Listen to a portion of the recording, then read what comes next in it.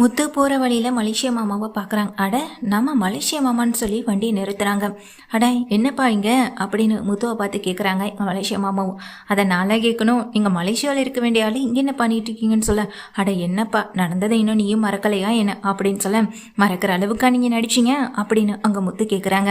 அட விடுப்பா, அதை பற்றி திரும்ப திரும்ப பேசிக்கிட்டு இருக்க வேண்டாம்னு சொல்ல, ஆமாம் எப்படி இருக்கீங்கன்னு சொல்லி முத்து கேட்குறாங்க. நான் நல்லா இருக்கேப்பா முத்து, வீட்டில் எல்லாரும் எப்படி இருக்காங்கன்னு சொல்லிங்க கேட்குறாங்க.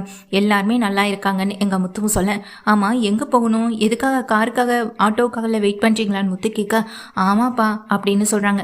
சரி வாங்க நீங்கள் எங்கே போகணும்னு சொல்லுங்கள், நான் உங்களை அங்கே ட்ராப் பண்ணுறேன்னு சொல்லும்போது சரின்னு சொல்லி முத்துடைய காரில் அங்கே மலேசியா மாமா ஏறவும் செய்கிறாரு. ஏறினதுக்கு பிறகு முத்து மலேசியா மாமா ரெண்டு பேருமே போயிட்டுருக்கேன். ஆமாம் உங்கள் வீட்டில் இருக்கவங்க இன்னமும் அந்த பொண்ணு மேலே கோவமாக தான் இருக்காங்களான்னு சொல்லி கேட்க, இப்போ இருந்தாங்க ஆனால் இப்போதைக்கு இல்லை அப்படின்னு சொல்கிறாங்க.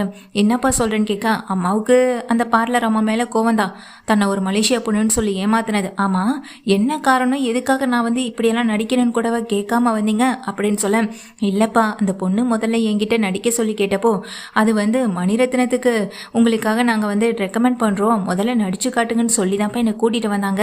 ஆனால் கிராமத்துக்கு 2 நாள்லேயே நான் தெரிஞ்சுக்கிட்டேன் அந்த பொண்ணுக்காக தான் நடிக்க கூட்டிகிட்டு வந்திருக்குன்னு அப்படின்னு சொன்னாங்க. தெரிஞ்சுமா நடிச்சிங்கன்னு சொல்ல, வேற என்னப்பா பண்ணுறது, அந்த பிள்ளையை பார்க்கும்போதும் எனக்கும் பாவமாக தான் இருந்தது, அதனால தான்ப்பா அப்படின்னு சொல்கிறாங்க இங்கே மலேசியா மாமாவும். இதை கேட்டதுமே இங்கே முத்துவும் நல்லா நடிச்சிங்க போங்க அப்படின்னு சொல்லிட்டு இருக்க, இன்னமும் அந்த பார்லர் அம்மா பற்றி எந்த விஷயமும் தெரியல, ஆமாம் அது ஏதாச்சும் உங்ககிட்ட சொல்லிச்சா என்ன அப்படின்னு சொல்லி கேட்க, எனக்கு எதுவும் தெரியாதுப்பா, நடிப்பேன், நடித்ததுக்கு எப்போயாவது பணம் கொடுப்பாங்க அவ்வளவுதான், மற்றபடி நான் வேறு எதுவுமே கேட்டுக்கிறதில்ல. அந்த பிள்ளை வித்யாவுக்கு கூட விஷயம் தெரியும், அந்த வித்யாவும் தான் என்னை கூட்டிகிட்டு வந்ததும் கூட, வேணும்னா அந்த பொண்ணுக்கிட்ட கேட்டால் தெரிஞ்சுக்கலாம் அப்படின்னு சொல்கிறாங்க. நானும் அதை தான் ட்ரை பண்ணிகிட்ருக்கேன், பார்க்கலாம் அப்படின்னு முத்து போயிட்டே இருக்காங்க. ஆமாம் எங்கே போகணும் அப்படின்னு சொல்லி கேட்க, இதோ இந்த அட்ரஸ் தான்ப்பா அப்படின்னு சொல்லி கொடுக்குறாங்க. சரின்னு சொல்லிட்டு முத்து அந்த இடத்துக்கு போகிறாங்க.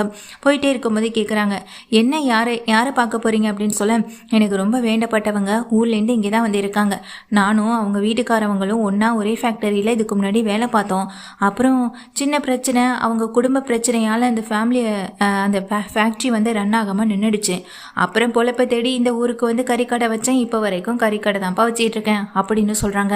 அதை விட இதில் நல்ல வருமானம் வருமேன்னு முத்துவும் கேட்க, ஆமாப்பா முத்து அப்படின்னு பேசிக்கிட்டு இருக்காங்க. மலேசியா மாமாவாதுக்குள்ளே இடம் வந்துடுது, வீடு வந்துடுது. அந்த வீட்டுக்கு இறங்கி இங்கே உள்ளேயும் போகிறாங்க. அந்த நேரத்தில் முத்து ஃபோனை எடுத்துக்கிட்டு தனியாக பேசுகிறதுக்காக வெளியே போயிடுறாங்க. அப்போ உள்ளே போனவர் அங்கே உட்காந்துருக்காரு. அந்த நேரத்தில் கிறிஷோட பாட்டி மகேஸ்வரி எல்லாருமே இருக்கேன், உள்ளே வாங்க அப்படின்னு சொல்லி கூப்பிடுறாங்க. ஏன்னா ஏற்கனவே அவங்க எங்கே இருக்காங்கன்னு கண்டுபிடிச்சி அவங்க கிட்ட ஃபோனில் பேசிட்டு தான் எங்கள் மலேசியா மாமா வரவும் செஞ்சுருப்பாரு. உள்ளே வாங்கன்னு அவரும் உள்ளே கூப்பிட இவரும் உள்ளே போகிறாரு. எப்படி இருக்கீங்க, நல்லா இருக்கீங்களா, நானும் உங்கள் வீட்டுக்காரவங்களும் ஒன்றா வேலை பார்த்த வரைக்கும் ரொம்ப சந்தோஷமாக இருந்துச்சு, திடீர்னு அவனும் போய் சேர்ந்துட்டான், அவன் இறப்புக்கு கூட என்னால் வரவே முடியலை, நீங்கள் எங்கே இருக்கீங்க என்ன ஆனீங்கன்னு கூட பல வருஷமாக தெரியாமல் இருந்துச்சு, இப்போ தான் உங்களை பற்றி நானும் தெரிஞ்சுக்கிட்டேன், அதான் உங்களை பார்த்துட்டு போகலான்னு வந்தேன், இங்கே இதே ஊரில் தான் இருக்கீங்கன்னு எனக்கு முன்னவே தெரிஞ்சிருந்ததுன்னா நான் எப்போவோ உங்களை பார்க்க வந்திருப்பேன்னு சொல்கிறாங்க எங்கள் மலேசியா மாமாவும். இதை கேட்ட கிறிஷோட பாட்டியும், இல்லை பரவாயில்ல இருக்கட்டும்னு சொல்லிட்டு இருக்கப்போ, இதான் உங்கள் பொண்ணு அப்படின்னு கேட்க, இல்லை இல்லை இவன் என் பொண்ணு கிடையாது, என் பொண்ணோட ஃப்ரெண்டு மகேஸ்வரி, இவங்க வீட்டில் தான் நாங்கள் தங்கியிருக்கோன்னு சொல்கிறாங்க. அப்படியா, உங்கள் பொண்ணு எப்போ வரும், நான் பார்த்துட்டு கிளம்பலான்னு இருக்குன்னு சொல்ல, இதோ கொஞ்ச நேரத்தில் இங்கே வந்துடுவான்னு சொல்கிறாங்க. ஏன் தன்னுடைய பொண்ணு துபாயில் இல்லைன்னு சொல்கிறாங்க அப்படின்னு பார்த்தா, இங்கே மலேசியா மாமாவிட்ட கொஞ்சம் பணம் இருக்குது, அவங்க அப்பாவுடைய பணம் தான் இது, அந்த பணத்தை கொடுத்துட்டு போகலான் தான் இங்கே வரவும் செஞ்சுருக்காரு. இந்த பணத்தை கொடுக்க நான் போராடிக்கிட்டே இருந்தேன், ஒருத்தவங்க கிட்ட கடனாக இருக்கிறது எனக்கும் பிடிக்காது, 3 லட்ச ரூபா பணம், இது அவசர தேவைக்காக நான் அவங்க வீட்டுக்காரர்கிட்ட கடன் வாங்கினேன், திருப்பி என்னால் கொடுக்கவே முடியலை, அதுக்குள்ளே அவனும் போய் சேர்ந்துட்டான். அவர் இறந்ததுக்கு பிறகு இந்த பணத்தை நானும் எவ்வளவு தடவை கொடுக்கலான்னு பார்த்தப்போ நீங்கள் எங்கே இருக்கீங்கன்னு கூட தெரியாமல் இருந்துச்சு, அப்படியே உங்கள் பொண்ணையும் பேரனையும் பார்த்துட்டு அந்த பணத்தை அவங்க கையிலே கொடுத்துட்டு போகலான்னு தாப்பா நானும் வந்தேன்னு சொல்லும்போது, எங்கே இருக்க ரோஹினி சீக்கிரமானு சொல்லி அவங்களும் கேட்டுட்டு ஃபோன் பண்ணுறாங்க. இதோ வந்துட்டேம்மா, பணம்னு சொன்னால் தான் ரோஹினி ஊரில் இருக்கிறேன்னு சொல்லிடுவாங்களே, அதான் ஓடோடி வரவும் செய்கிறாங்க. முத்துவும் உள்ளே வந்த ரோஹினியையும் கவனிக்கலை. முத்து தனியாக அங்கே போயிட்டு காரில் தனியாக பார்க் பண்ணிவிட்டு அங்கே தான் ஃபோன் பேசிகிட்டு இருக்கவும் செஞ்சுட்டு இருந்திருக்காரு. எங்கே இறங்கினாரு எங்கே போனாருன்னு கூட முத்துவுக்கு சரியாக தெரியவும் இல்லை. அந்த நேரத்தில் உள்ளே வந்த ரோஹிணி இங்கே மலேசியா மாமா உட்காந்துருக்கதை பார்த்ததும் ஷாக் ஆகிட்டு கிளம்பி நிற்கிறாங்க. வா ரோஹிணி உள்ளே வா அப்படின்னு அம்மாவும் கூப்பிட்றாங்க. மகேஸ்வரியும் வா ரோஹிணி, இவர் தான் உங்கள் அப்பாவுடைய ஃப்ரெண்டா, ஏதோ பணம் கொடுக்கணும்னு சொல்லிட்டு இருந்தாரு அப்படின்னு சொல்லும்போது இவங்க தான் உங்கள் பொண்ணு அப்படின்னு கேட்குறாங்க. ஆமான்ற மாதிரி எங்கள் தலையாட்ட, என்னம்மா நீ என்னை மாமான்னு சொல்லி நடிக்க ஊருக்கெல்லாம் கூட்டிகிட்டு போனேன், நீ இன்னொரு வாழ்க்கையை வாழ்ந்துகிட்டு இருக்க, உங்கள் அம்மாவும் பையனும் இங்கே இருக்காங்க, அப்போது நீ அந்த குடும்பத்தை ஏமாற்றிக்கிட்டு இருக்கியா அப்படின்னு அதிர்ந்து போயிட்டு இங்கே மலேசியா மாமா ரோஹிணியை பார்த்து கேட்க, ரோஹிணி பேச்சு மூச்சு இல்லாமல் அப்படியே திகைச்சு போய் அவரை பார்த்துக்கிட்டே நிற்கிறாங்க. என்னம்மா இதெல்லாம், உன் வாழ்க்கைக்காக இவ்வளோ போய் சொல்லுவியா? உங்கள் அப்பா என் கூட இருந்த வரைக்கும் அவர் ஒரு பொய்யை கூட சொல்ல மாட்டார். ஏதோ உன்னை அந்த குடும்பத்தில் கல்யாணம் பண்ணி கொடுத்தாரு, ஆனால் இப்போ என்னடானா நீ இந்த அளவுக்கு வளர்ந்து நிற்கிறியம்மா அப்படின்னு சொல்கிறாங்க. ஏன்னா மலேசியா மாமா அவங்க பொண்ணை பார்த்தது கூட கிடையாது. அது மட்டும் இல்லாமல் அவங்க ஃபேமிலியை வந்துட்டு சரியாக மீட் பண்ணி பேசினது கூட கிடையாது. ஃபேக்ட்ரியோட மட்டுமே தான் அவங்க இருந்துட்டு போகவும் செஞ்சுருப்பாங்க. ஏன் இங்கே ரோஹிணி கல்யாணத்தப்போ கூட அவர் வரவும் இல்லை. அதனால தான் ரோஹிணி யாருன்ற விஷயமும் அவங்களுக்கு தெரியவும் இல்லை. பல விஷயத்துக்கு முன்னாடி நடந்தது இல்லையா, இப்போ மலேசியா மாமாவில் இதை ஏற்றுக்கவே முடியலை.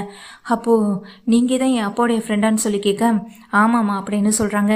ஆனால் என்னை மாமாவை நடிக்க கூப்பிட்டேன், நல்ல வேலை என்னை அப்பாவை நடிக்க கூப்பிடலை அப்படின்ற மாதிரி சொல்ல, ஏன் அங்கிள் எப்படிலாம் பேசுகிறீங்க, என்னுடைய லைஃப்க்காக நான் ஓடிக்கிட்டு இருக்கேன், போராடிக்கிட்டே இருக்கேன்னு சொல்லும்போது, ஏமா இவ்வளோ பெரிய பொய்யை சொல்லி அந்த குடும்பத்தை ஏமாத்துறது தப்பா உனக்கு தெரியலையா? இப்போ தானே எனக்கே புரியுது நீ என்னை எதுக்காக அந்த குடும்பத்துக்கு நடிக்க கூட்டிகிட்டு போனேன்னு அப்படின்னு அங்கே மகிழேஷிய மாமாவும் சொல்கிறாங்க. இதை கேட்ட ரோஹிணியும், என்னோட வாழ்க்கையை நான் காப்பாற்றிக்கிறதுக்காக ஓடிட்டுருக்கேன், என் பையனுக்காக ஓடிட்டுருக்கேன்னு சொல்ல, இதை கேட்ட எங்கள் மலேசியா மாவால் ஏற்றுக்கவே முடியலை. இருந்தாலும் நீ ஒரு குடும்பத்தை ஏமாத்துறது மகா பாவமா அப்படின்னு சொல்ல, அப்போ அந்த நேரத்தில் தான் முத்து வந்துட்டு கண்டிப்பாக அவர் இந்த வீட்டுக்கு தான் போயிட்டு இருக்கணும் அப்படின்னு நினச்சிட்டு, அதுவும் இல்லாமல் முத்து வந்துட்டு அங்கே வெளியே நிற்கிறாங்க. அவர் எங்கே போனார் என்னன்னு ஒன்றும் தெரியலை.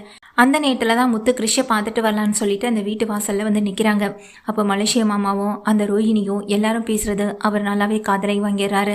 மலேசியா மாமா இருந்தாலும் அந்த குடும்பத்தை ஏமாத்துறது மகா பாவமா, கொஞ்ச நாள் நடிச்சதுக்கே நான் ரொம்ப கஷ்டப்பட்டுட்டேன், ஆனால் நீ எப்படி அந்த வீட்டில் நிம்மதியாக இருக்கான்னு தெரியல, பொய்யில் வாழ முடியாது, ரொம்ப நாளைக்கு அது நீடிக்கவும் நடிக்காது, உண்மையை சொல்லி அந்த வாழ்க்கையை வாழ கற்றுக்கும், என் ஃப்ரெண்டோட ஒரே பொண்ணு அப்படின்றதுக்காக தான் உங்ககிட்ட நாங்கள் பேசிக்கிட்டு இருக்கேன், உனக்கு ஒரு பையன் இருக்கான், அவன் வாழ்க்கைக்காவது நீ யோசிக்கணும்ல அப்படின்னு சொல்ல, அங்கிள் எல்லாம் எனக்கு தெரியும், என் பையன் வாழ்க்கைக்காக தான் நானும் ஓடிக்கிட்டே இருக்கேன், இன்னும் என்னென்ன செய்யணுமோ அதை நான் செஞ்சு அந்த வீட்டில் தான் நான் இருக்கனே தர அந்த வீட்டை விட்டு நான் வெளியே வரவே மாட்டேன் அப்படின்னு சொல்கிறாங்க ரோஹிணி. அம்மா அவங்க ரோஹினியுடைய பையன் கிருஷான மாதிரி அதிர்ந்து போய் முத்து பார்த்துக்கிட்டே நிற்கிறாங்க. பார்க்குறது மட்டும் இல்லை, தன்னுடைய ஃபோனை எடுத்து அதை அப்படியே வீடியோவாகவும் எடுக்க செய்கிறாங்க. ஏமா உங்கள் அப்பா ஏதோ பணத்துக்கு ஆசைப்பட்டு அந்த பெரிய இடத்துக்கு ஆசைப்பட்டு உன்னை கல்யாணம் பண்ணி கொடுத்துட்டாரு, அந்த ஒரு கோவம் தான் எனக்கும் இருந்துச்சு, அதனால தான் நான் உங்கள் கல்யாணத்துக்கும் வரல, ஒருவேளை வந்திருந்தனாலாவது நீ யாருன்றது இனி யாரோட பொண்ணுன்றது எனக்கு அப்போவே தெரிஞ்சிருந்திருக்கும், ஆனால் தட்டு தடுமாறி நான் உனக்கே நடிக்க வந்திருக்கேன்னு நினைக்கிறப்போ எனக்கே கொஞ்சம் ஒரு மாதிரி கஷ்டமாக தான் இருக்குது. அதுவும் இல்லாமல் உன் வாழ்க்கைக்காக நீ போராடுறதெல்லாம் சரிதான், அதை நியாயமாக போராடினா எல்லாமே நல்லதாக நடக்கும், ஆனால் நீ அநியாயமாக இல்லை போராடிட்டு இருக்க, அந்த குடும்பத்தை ஏமாற்றிட்டு இருக்க, அந்த குடும்பத்தில் இருக்க பெரிய மனுஷங்களை ஏமாற்றிக்கிட்டு இருக்க, இதை தப்பாக தெரியலையாம்மா, இதை நீ திருத்திக்கிட்டா உன் வாழ்க்கைக்கு நல்லதுன்னு சொல்கிறாங்க மலேசியா மாமா. இதை கேட்டதும் எனக்கு என்ன பண்ணணும்னு என் வாழ்க்கைக்கு எது சரி எது தப்புன்னு எனக்கு தெரியும், நீங்களும் எங்கள் அப்பா மாதிரியே பேசாதீங்க, எங்கள் அப்பா என் வாழ்க்கையில் பண்ண பெரிய தப்பு அவரை கல்யாணம் பண்ணி வச்சது மட்டும்தான், அவனை அந்த குடிகாரனை கல்யாணம் பண்ணிட்டு நான் கஷ்டப்பட்டது மட்டும்தான் எனக்கு தெரியும், அதெல்லாம் உங்களுக்கு தெரியாதுல்ல, நீங்கள் என் வாழ்க்கையில் முடிவெடுக்க வேணாம், வந்தோமா பணத்தை கொடுத்தோமா கிளம்புனோமான்னு இருக்கணும், எங்கள் அப்பாவுடைய பணத்தை தானே கொடுத்துட்டு போகலான்னு வந்தீங்க, கொடுங்கங்கள அந்த பணத்தை அப்படின்னு எங்க ரோஹிணி கேட்குறாங்க. இல்லைம்மா என்னால் அந்த பணத்தை உனக்கு கொடுக்க முடியாது, என்னைக்கு நீ சரியாக திருந்தி சரியான முறையில் வாழ்ச்சியோ அன்னைக்கு உங்கள் அப்பா கிட்டேருந்து நான் வாங்கின அந்த பணத்தை திருப்பி நான் உங்ககிட்ட கொடுக்குறேன், உங்ககிட்ட இப்போ கொடுக்குறதுல எனக்கு இப்போ விருப்பம் இல்லை அப்படின்னு சொல்லிட்டு மலேசியா மாமா இங்கேருந்து கிளம்பி போகலான்னு திரும்பி பார்த்தா இங்கே முத்து ஃபோனு கைமா நிற்கிறத பார்த்ததுமே அவருக்கு ரொம்ப அதிர்ச்சி ஆகுது. மொத்த குடும்பமும் இங்கே முத்துவை பார்த்து ரொம்ப ஷாக் ஆகிட்டு பார்த்துட்டே இருக்காங்க. என்னை பார்த்ததும் அப்படியே எல்லாரும் வாயடிச்சு போயிட்டீங்க போல அப்படின்னு சொல்லிட்டு ஃபோனை ஆட்டிக்கிட்டே பக்கத்தில் வராங்க. நான் என்னை எதிர்பார்க்கலல்ல அப்படின்னு சொல்ல, முத்து தம்பி அது வந்து அப்படின்னு சொல்ல, நீங்கள் இருங்க, இது நாள் வரைக்கும் உங்களுக்கு இந்த பொண்ணை பற்றி விஷயம் தெரியாமல் இருக்கலாம், ஆனால் இன்றைக்கி உங்கள் மூலமாக இந்த மொத்த குடும்பத்தின விஷயம் பற்றியும் எனக்கு தெரிஞ்சிடுச்சு அப்படின்னு முத்து சொல்கிறாங்க. இவ்வளோ பெரிய பொய் சொல்லி ஏமாற்றிட்டு பணம் தான் முக்கியம்னு இன்னமும் நிற்கிற பற்றியா, உன்னுடைய கேடுகட்ட எண்ணம் கேவலமான புத்தி எல்லாமே தெரிஞ்சிடுச்சு, இதுக்கப்புறமும் நான் இதுக்கு பொறுமையாக இருக்கணும், என்ன நடந்தாலும் அந்த வீட்டை விட்டு வெளியே போக மாட்டியா, அந்த வீட்டை விட்டு உன்னை எப்படி வெளியே அனுப்புறன்றதை பற்றி மட்டும் பார்த்துக்கிட்டே இரு, இன்னைக்கே இந்த நிமிஷமே அந்த வீட்டுக்குள்ளே நான் உன்னை உள்ளே விட மாட்டேன்னு சொல்ல, தம்பி கொஞ்சம் நான் சொல்கிறத நிறுத்துங்க அப்படின்னு அப்படின்னு முத்து கோவமா அங்கே அவங்க அம்மாவை பார்க்குறாங்க. ரோஹிணியுடைய அம்மா அப்படியே வாடி போய் நிற்கிறாங்க. அங்கிள் அப்படின்னு சொல்ல, சின்ன பையனையும் போய் சொல்ல வச்சுட்டல அப்படின்னு சொல்லிட்டு அங்கேருந்து கிளம்புறாங்க. அந்த நேரத்தில் தான் முத்து, நான் சொல்கிறத கேளுங்க முத்து, இந்த விஷயம் ஏற்கனவே மீனாவுக்கு தெரியும்னு சொன்னதுமே முத்து ஷாக் ஆகிட்டு பார்க்குறாங்க. பார்த்துறது மட்டும் இல்லாமல் முத்து ரோஹிணியை பார்த்துட்டு கேட்குறாங்க, மீனாவுக்கு தெரியுமா அப்படின்னு சொல்லி கேட்க, மீனாவுக்கு இந்த விஷயம் தெரியும் அப்படின்னு சொல்கிறாங்க. ஓ, இப்போ தானே எனக்கு விஷயமே புரியுது. மீனா ஏன் இப்போ இவ்வளோ நாளாக வீட்டுக்கு வராமல் இருக்கான்னு இப்படியெல்லாம் என்கிட்ட பிரச்சனை பண்ணி பிரிஞ்சிருக்கக்கூடியவல்ல. இந்த விஷயத்தை எப்படி வீட்டில் சொல்கிறதுன்னு தெரியாமல் அவள் தான் வீட்டை விட்டு வெளியே போயிருக்கா. அவள் வீட்டை விட்டு வெளியே போனதுக்கு காரணம் நானும் நினச்சிட்டு இருந்தேன். ஆனால் இப்போ தானே தெரியுது அதுக்கு முழுக்க காரணம் நீனு அப்படின்னு ரோஹிணியை தட்டுறாங்க எங்கள் முத்துவோம். அதை கேட்டுட்டு ரோஹிணி அப்படியே அழுதுகிட்டே நிற்க, நீ எவ்வளோ அழுதாலும் நீ என்ன நடித்தாலும் இனி உன்னுடைய நடிப்பு எங்கள் வீட்டில் செல்லவே செல்லாது. உன்னுடைய இந்த படம் தான் இன்றைக்கி எங்கள் வீட்டில் ரிலீஸ் ஆக போகுதுன்னு முத்து வீடியோவோட கிளம்புறாங்க. ரோஹிணி அழுதப்படி நிற்கவும் செய்கிறாங்க. என்றைக்குமே ஒரு பொய்க்கு முற்றுப்புள்ளி உண்டுமா, அது இன்றைக்கி கிடைக்கணும்னு இருந்திருக்கு, கிடச்சிருச்சு. இதுக்கப்புறம் இந்த பொய்யை இதுக்கப்புறம் தொடராமல் உன் வாழ்க்கையை எப்படி பாதுகாத்துக்கிறதுன்ற பற்றி மட்டும் யோசி, அவங்கள எப்படி சமாதானப்படுத்தலான்றதை பற்றி மட்டும் யோசி அப்படின்னு அங்கே இருக்க மலேசியா மாமாவும் சொல்லிட்டு கிளம்ப ரோஹிணி அழுது புலம்பி அழுகவும் செய்கிறாங்க. பணத்துக்கு ஆசைப்பட்டு இப்போ என் வாழ்க்கையை தொலைச்சிட்டு நிற்கிறேனேன்னு ரோஹிணிக்கு பயங்கர வருத்தம் இருக்க தான் செய்யுது.